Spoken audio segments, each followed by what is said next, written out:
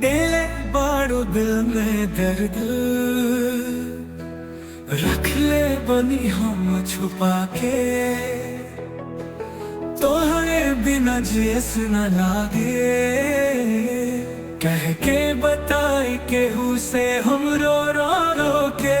रोज रोज ऐसा जामत दास, बात प्यार के छुपा मत दास। आँख से निकलेला दर्दिया के धार, सुन सजन अब आजा नया। दिले बारू दिल में दर्द, रख ले बनी हम छुपा के।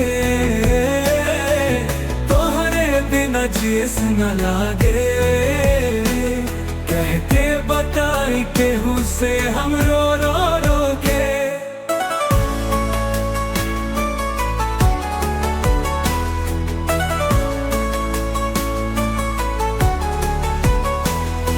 चिट्ठी लिखनी कई बेर तहरा नाम के, बाँच लू रोज तस्वीरा तोहार शाम के। बिछड़ पीतिया के कहे कौस तस तू दे, कर्ज दिल के जोरस तस तस तस।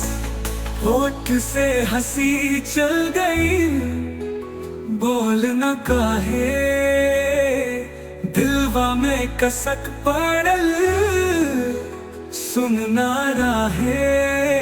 सपना में रोज तहरा से बतियाइला, जगला के बाद भी याद तहरा ही आइला। अब ता साजा बालमा छूटल बातिया के जोड़ना, दिलवा के पीर अब तू समझ साजन हमरा से दूर न रहे।